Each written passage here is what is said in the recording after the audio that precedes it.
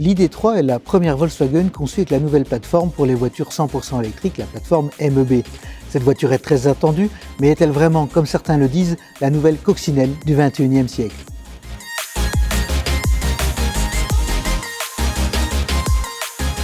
Nous sommes là pour vous parler de la Volkswagen ID3. Vous pouvez retrouver l'essai détaillé de cette voiture dans le Moniteur Automobile 1742 ainsi que sur notre site moniteurautomobile.be comme tous les autres essais. Et nous allons retrouver Cédric qui a essayé cette voiture pour nous. Bonjour Cédric. Bonjour Olivier. Alors elle est particulière cette Volkswagen ID3. Oui, en effet.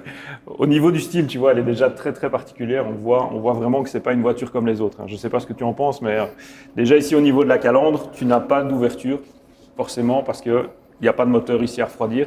C'est un moteur électrique, 100% électrique. Il est à l'arrière, en dessous du plancher du coffre. À l'arrière, comme la coccinelle. Comme la coccinelle d'époque. C'est déjà un premier point commun, effectivement.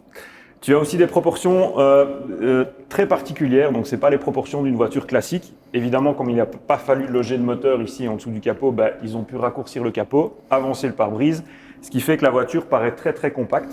Elle fait 4,26 m, donc on est à 2 cm de moins qu'une Golf, tu vois. Donc c'est vraiment très très compact et tu as les 4 roues qui sont rejetées vraiment aux 4 coins de la voiture. Ça c'est génial pour la maniabilité, tu le verras tout à l'heure. Alors, est-ce qu'on peut dire que l'ADN de Volkswagen est dans cette voiture ? Est-ce qu'il y a des petits détails qui nous montrent qu'on est bien devant une Volkswagen ? Alors moi je pense que oui, je pense qu'on voit très vite que c'est une Volkswagen, rien qu'au logo, ça c'est sûr. Puis après tu vois le travail ici de la face avant est vraiment, c'est traité dans le style de la marque. Dans leur communication, ils parlent d'un regard presque humain. Effectivement, ça c'est peut-être un petit peu aller loin, mais quand tu ouvres cette voiture, tu as un petit light show, donc elle te fait une petite scène comme ça avec des lumières et c'est très très sympa, très technologique. Oui, ça peut le faire aussi vers l'arrière, il y a aussi tout un show à l'arrière. Ça le fait à l'avant, à l'arrière, oui. Voilà. En tout cas, on voit que c'est pas une voiture comme les autres, ça c'est sûr. Je peux te parler aussi un petit peu du dynamisme, si tu veux. Donc tu regardes ici sur le côté, tu vois que la voiture, elle est assez haute. Pour réduire un peu cet aspect un peu monospace, ils ont ici creusé les jupes pour lui retrousser un petit peu l'allure et ça lui donne un petit look un peu dynamique. Tu as aussi ce côté biton, donc avec le toit d'une autre couleur, le gros spoiler à l'arrière, ce petit autocollant qui adoucit un petit peu ici la ligne sur le côté. Moi, je trouve qu'elle a un look vraiment particulier et je ne sais pas ce que tu en penses, moi je trouve ça pas mal. Oui, et puis on a l'impression qu'il y a aussi un gros travail stylistique sur l'aérodynamisme puisqu'il y a cette espèce de comme toujours évidemment d'adjonction là au-dessus du pseudo-capot. Et puis on voit quand même que la ligne redescend bien avec un spoiler qui prolonge bien la ligne. Donc je suppose que pour une voiture électrique, c'est très important aussi d'avoir cet aérodynamisme. Ce genre de voiture, évidemment, c'est fait pour consommer peu et donc évidemment, on travaille vraiment l'aérodynamisme. Et comme je te le dis, comme la technique est particulière, tu n'as pas les contraintes que tu as sur une voiture classique à moteur thermique. Ça permet vraiment d'avoir quelque chose de différent. Parce que le moteur est tout petit en fait. Le moteur est tout petit, oui, effectivement. Il rentre dans un sac de sport. Ok.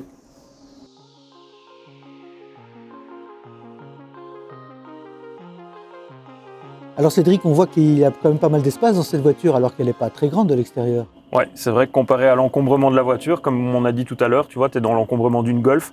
Par contre, au niveau de l'espace habitable, tu es plus proche de celui d'une Passat.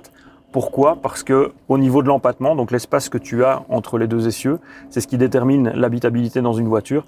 Là, tu es vraiment plus proche de la dimension d'une Passat, tu es à 2 cm d'une Passat et c'est ce qui te donne tout cet espace disponible dans la voiture. Tu as beaucoup d'espace à l'avant, beaucoup d'espace à l'arrière, toujours cette belle visibilité ici.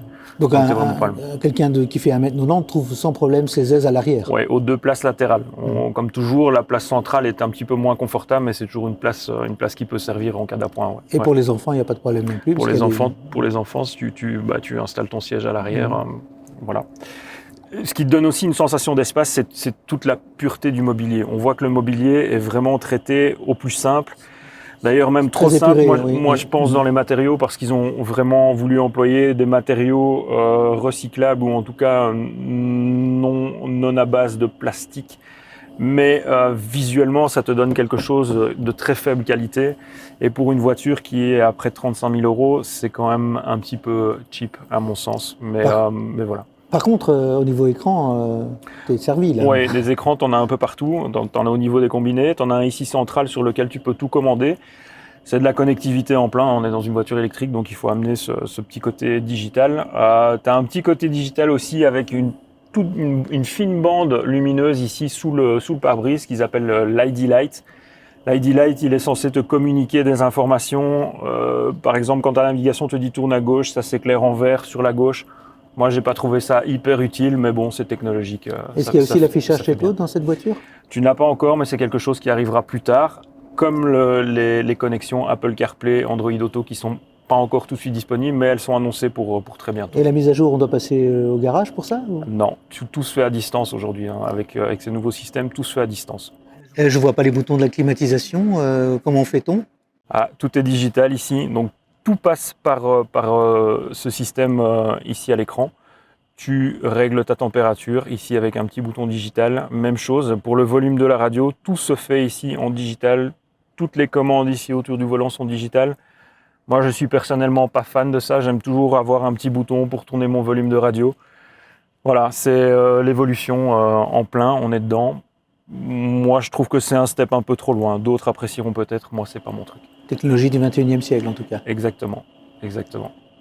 Beaucoup d'espace à l'intérieur, mais aussi pas mal d'espace ici au niveau du coffre. Tu as un volume d'environ 400 litres, donc tu es très proche d'une Golf, et tu vois que tu n'as pas de contraintes liées à la voiture électrique, puisque la batterie est en dessous du plancher, comme on l'a dit. La seule contrainte que tu peux avoir du fait de l'électrique, c'est les câbles, évidemment. Oui, parce que là, ils sont dans le coffre, ils prennent de la place, en fait. Ils sont dans le coffre, ils prennent de la place, et il y a juste un tout petit bac ici pour le ranger, ce qui fait que je peux en mettre un à la limite, mais je ne sais jamais ranger les deux. Donc voilà, on est toujours avec un câble sur les bras. Ça, je trouve ça un petit peu basique de la part de Volkswagen. Ils auraient pu aménager quelque chose, je pense, sur un des flancs ou quelque chose. Ils ne l'ont pas fait. Mais sinon, les sièges sont rabattables, comme une voiture normale. Pour ça, c'est tout à fait... Ouais, tu peux rabattre les sièges et tu es dans une contenance d'environ 1200 litres, donc ce qui te laisse le temps de voir venir aussi.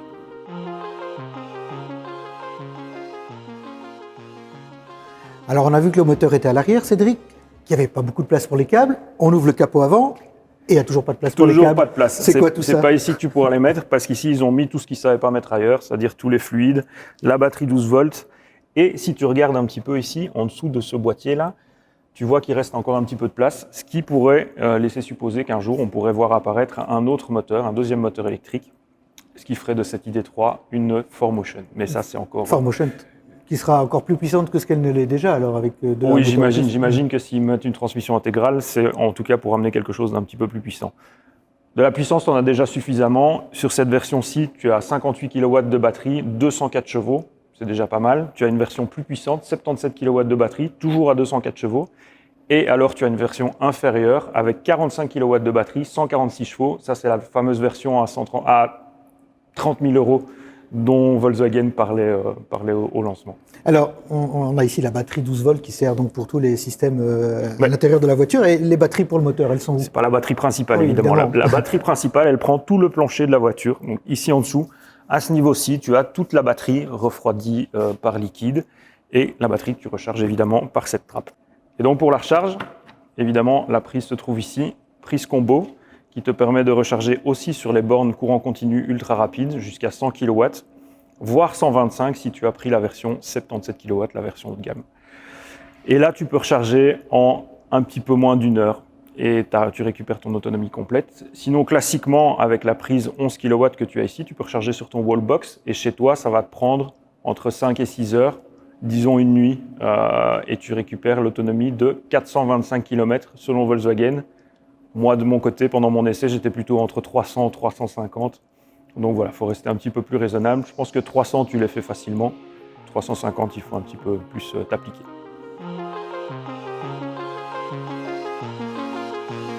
Alors dis-moi Cédric, il n'y a pas de boîte de vitesse dans cette voiture?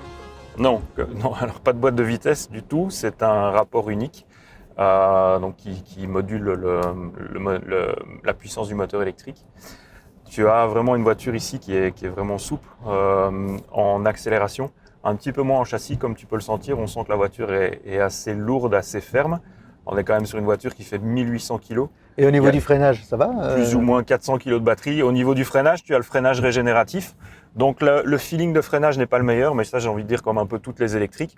Et tu as deux crans de freinage, tu as le mode normal et puis tu as ici un mode B qui est le mode break qui recharge, qui régénère davantage. Donc là, tu as plus de freinage quand tu lâches la pédale. Et on peut rouler avec une seule pédale alors Alors, on n'est pas tout à fait comme dans une Nissan Leaf où on peut rouler à une seule pédale. Ici, le freinage régénératif est moins important.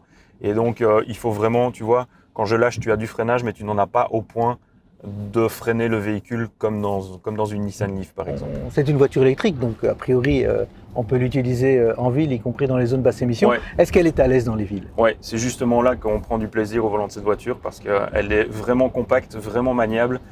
Tu tournes dans un mouchoir de poche, tu es à peu près 10 mètres de diamètre de braquage. Ça, c'est vraiment très très sympa. Puis tu as la vivacité du moteur électrique, la souplesse aussi. C'est vraiment très chouette. Tu as aussi une belle visibilité vers l'extérieur. Tu vois, tu as des petits montants ici de pare-brise. La visibilité est très chouette et c'est vraiment très agréable à conduire en ville. Et quand on quitte la ville, sur l'autoroute notamment? Alors sur l'autoroute, c'est aussi très bien. Il y a vraiment un point fort sur cette voiture, c'est aussi l'insonorisation. Ici, tu vois, on n'entend pas grand-chose. On n'entend même pas le moteur électrique qui siffle. Ils ont vraiment bien insonorisé toute la caisse. Et voilà. Et puis sur l'autoroute, tu peux aussi compter sur toutes les aides à la conduite, maintien de bande, régulateur de distance. Donc tu es vraiment tranquille pour voyager avec cette voiture. Et des aides à la conduite qui marchent aussi en ville, je suppose qu'il y a la détection piéton, ce genre de choses? Oui, tout à fait. Elle a tout ça. Tu vois ici la maniabilité, elle est vraiment pas mal. Et tout ça se fait en douceur. C'est génial. Alors la voiture est chère, mais il y a peut-être quand même des avantages avec une voiture électrique, c'est qu'au niveau des coûts d'entretien, c'est pas du tout la même chose qu'avec une voiture thermique. Oui, effectivement. Effectivement, tu la mets moins à l'entretien. Ici, ce que Volkswagen préconise, c'est un passage en atelier tous les 2 ans, donc c'est pas très contraignant. Et moi, j'ai une idée du forfait qui est d'environ 300 €. Donc effectivement, en entretien, ça te coûtera moins cher qu'une voiture thermique classique. Mais par contre, il faudra rajouter le prix de la borne que tu dois installer chez toi pour la recharger. Donc je pense que comparativement, tu vas rester dans les mêmes budgets. Mais le prix de la charge en électricité chez soi est quand même très intéressant, puisque l'électricité ne coûte pas cher quand on le fait chez soi. Bien sûr, bien sûr. Et puis c'est plus pratique aussi, parce que quand tu dois le faire à l'extérieur, c'est toujours plus compliqué. Alors Cédric, cette Volkswagen ID.3, est-ce qu'on peut dire que c'est la coccinelle du XXIe siècle? Ça, c'est une considération philosophique. Moi, je ne dirais pas que c'est une coccinelle, parce que la coccinelle a révolutionné certaines choses. Ici, on est moins dans la révolution que dans quelque chose de vraiment bien fait. Moi, je la verrais plus comme une Golf, parce qu'elle est pratique, elle est bien fichue, elle est bien pensée à tous les niveaux pour une électrique. Donc moi, pour moi, c'est plus une Golf qu'une coccinelle. Est-ce qu'elle peut déjà remplacer la Golf aujourd'hui? Est-ce qu'on peut se dire, est-ce qu'on peut hésiter entre la Golf et l'ID.3? On peut tout à fait hésiter à mon sens, parce qu'en termes d'habitabilité et de côté pratique, tu as la même chose que dans une Golf. Après, pour moi, décider de passer à l'ID.3, ça implique de prendre en compte la contrainte de la recharge, et c'est ça qui est le plus contraignant finalement avec cette voiture. C'est pas la voiture en elle-même. Avec 300 km d'autonomie, tu peux faire pas mal de choses déjà. Par contre, il faut toujours penser à la recharger, et là, à ce stade-ci, si tu n'as pas vraiment de point de recharge chez toi, ça devient vraiment compliqué. Merci Cédric pour toutes ces explications, merci de nous avoir suivis. Vous pouvez retrouver cet essai et d'autres sur notre channel YouTube, ainsi que sur les réseaux sociaux Facebook et Instagram. Et à bientôt.